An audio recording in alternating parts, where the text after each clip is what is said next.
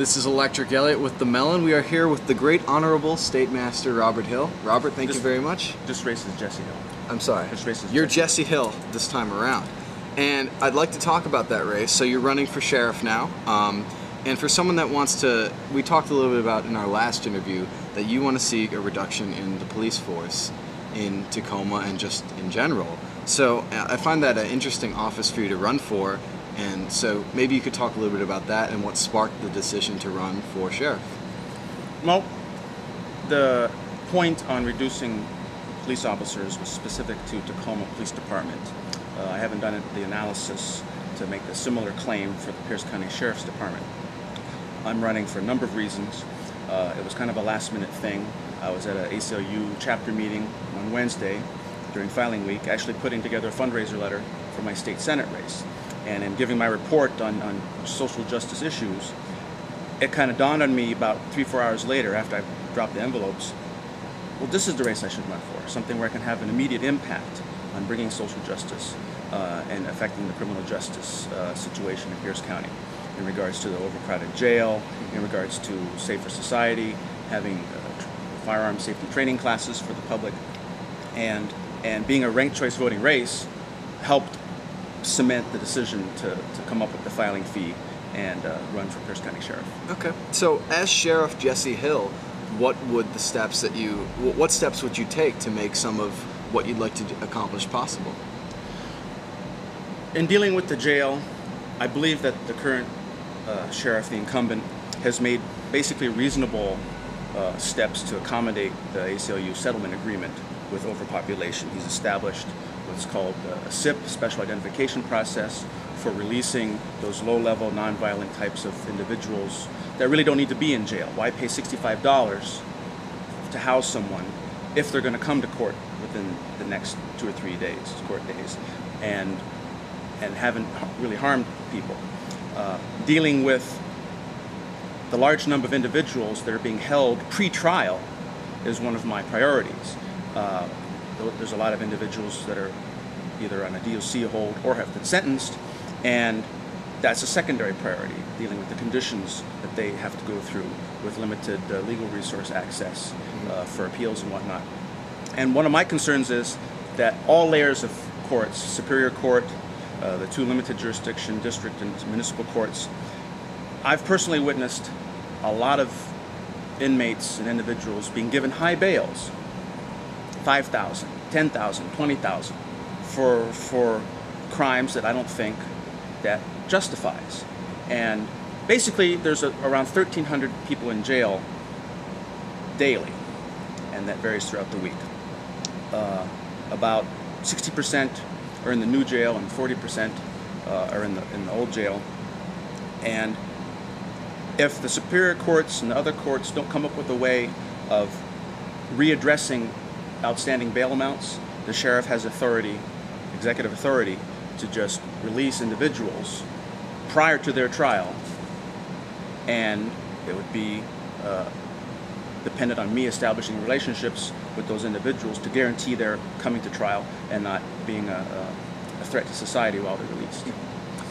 So how have people taken your decision to run so far? How have people in Pierce County reflected upon that choice? Well, a number of my friends have said that they're concerned because it's a very high-profile thing. Regardless of it being a ranked choice voting race, I did make efforts to get the undersheriff to run, who's a woman, Eileen Bisson, and she spent numerous years as jail commander and didn't get any reply one way or the other from her. I thought she would have been a good candidate to actually run herself. But it's possible that there's either loyalty issues or personal desire issues why she chose not to file. There is a third individual I'm not too familiar with who seems to have multiple academic credentials that at least makes this a really good contested race. A 3-way race, which is going until November. There hasn't been much news coverage. I sent a number of updates and press releases to the Tribune and the Tacoma Weekly, and I think that they're on hold for the summer until there's a real dire need to discuss this fall's elections. I mean, it's 6 months, 5-6 months from November. is really kind of early to get into political things. Yeah. If there's one thing that is admirable about you and your decision to run in these races, including the sheriff's race, it's your willingness to focus on a lot of the issues where other candidates are not necessarily as interested in doing that. One thing I have to question, though, is some of your methods might not go along with the mainstream as often. And, that's perfectly fine. But one issue I would like to discuss is your bringing of a toy gun to a city council meeting, which caused, I guess, a slight run-in with the Olympia police at the legislature. And it was reported that you had a issue with Senator Rosa Franklin, who is a Democrat of Tacoma. 29th District. Yep. And so could you tell me a little bit about this, and just tell me about, I guess, your candidacy philosophy, because I know you do run on a different path than other candidates, and I think that does help you stand out. But at times, do you feel like it collides with your ability to put the issues out there? No, I don't think it does. And in addressing the gun type issue Please. first, I'm a libertarian. That's been established, and therefore I'm also a really big individualist. I believe in individual rights, and that includes minority rights. The individual's the smallest minority, and I've been a responsible gun owner for a long time. I basically prefer revolvers because they don't jam, they don't cause a mess with the clips going places, and I've been comfortable with the Smith & Wesson style revolver, and I've just carried concealed for a long time, and I've never had problems having incidents. Me not having a concealed weapons permit, well, it's an issue because it's a misdemeanor. It is an issue. So I finally felt compelled, to do things in the traditional way, or get the permit. I philosophically had objections up until a few months ago. I don't need no stinking permit. But I looked at the logistics and the expediency of the issue, and well, for only $55, why not apply? Now, the flip side of that is, or a supplemental issue is, I believe in an open carry movement, where, well, why do I have to get a permit for the privilege and getting permission to carry concealed, where you carry open? Well, there's a number of restricted places that you can really carry open. It's not really open in this back of your back. You put on a jacket, you put on a coat, well, now it's concealed. Well, now you got problems. Well, you put it either on a hip, from the side towards the middle, or you have an external anchor holster.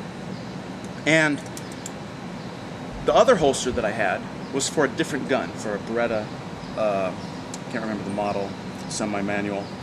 And I was just going through a kind of training period, getting used to wearing unconcealed materials. The holsters, a particular Velcro for the ankle, and adjusting through my different belts, my different pants. This external. Do I want it? If I'm right-handed, do I want it on my left to grab this way? So this issue had nothing to do really with Senator Rosa Franklin, or was that? I don't know what Senator Franklin or Senator Klein connections there are. The only thing remotely possible would be a disagreement with firearm policy. Okay. I don't know specifically where she stood on the bills this year. She wasn't a member of the higher education committee that I attended to help shoot down the bad community college and university proposed bills. No bills left the committee this year.